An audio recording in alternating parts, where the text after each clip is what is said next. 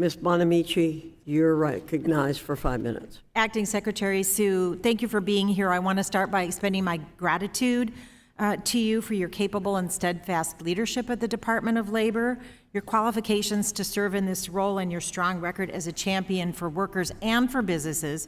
Those are clear, and I share the sentiments of many of my colleagues on this committee in urging the Senate to quickly move forward with your confirmation. And I want to say I find your personal story very inspiring. It's my understanding that your parents had a small business, a pizza franchise, and with that, they were able to send you and your sister to college, and look how far you've come. It's a very, very inspiring story. So I've been a long time been a proponent of high-quality apprenticeship programs because we know they work. I serve as co-chair of the Bipartisan Congressional Apprenticeship Caucus, and I understand that apprenticeships are effective in building a pipeline of diverse and skilled workers with the pathway to a good-paying job, and they help businesses thrive and succeed. So I'm excited about some of the work that's happening in the district I represent in Northwest Oregon to expand opportunities. Century High School, for example, in Hillsboro, Oregon, operates the Hillsboro Advanced Manufacturing Apprenticeship. This is located in what is sometimes known as the Silicon Forest in Oregon. It's the first industry-supported youth apprenticeship program in our state.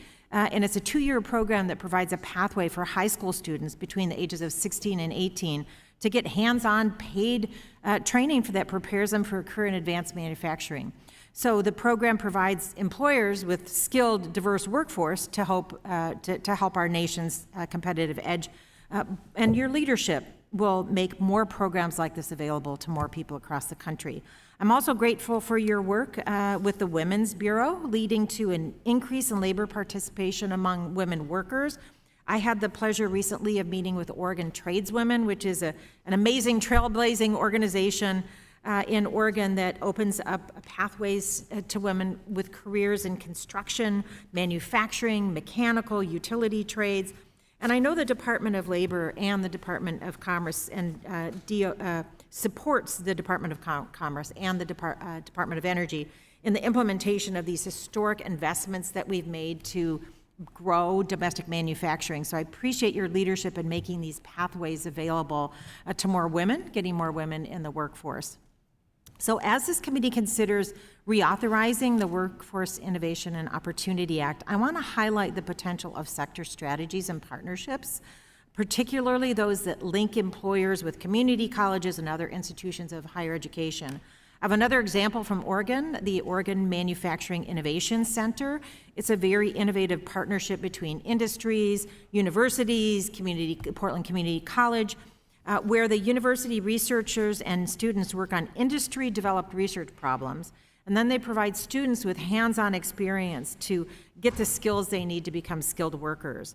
Also, Portland Community College has the Willow Creek campus. It's forged lasting relationships with Oregon-based advanced manufacturing and semiconductor companies. So there's lots of great work being done at the state level that we could replicate.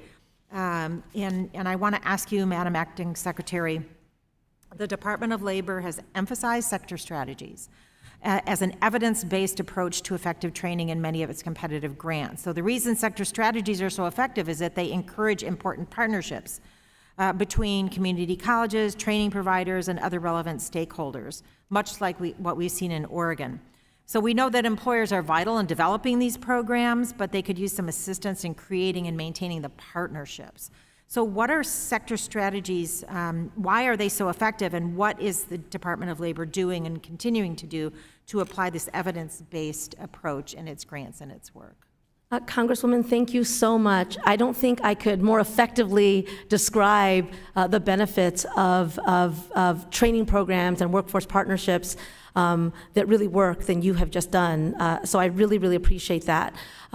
As you've said, I think that partnerships are really critical to delivering on the really important need and opportunity we have right now to connect people, including people who've been left out of good jobs in the past, right? You mentioned to the extent that there are jobs in which women have been underrepresented but could do them, right? I've met with women across the country who, when given a chance to lay pipe 30 feet underground or or work in the construction trades, not only do an amazing job, but find their own pathway to the middle class and lift up their entire families. So all of these things, I think, need to happen in partnership. And I do believe that the Department of Labor's role is to help to solidify those partnerships, to bring people together. That's partly why our funding is, specifically our sector-based funding, is about that. And you talk about apprenticeships. Apprenticeships are one key tool within those partnerships also. And as you've said, apprenticeships are a proven, tried and true model. The average starting wage after completing a registered apprenticeship is $77,000. And people who finish registered apprenticeship programs earn an average of $300,000 more over their career compared to their peers who do not. So this is not just a job, it's actually a life-changing opportunity. And I hope you get an opportunity, if you haven't already, to meet with Oregon tradeswomen. It's very inspiring. Thank you all.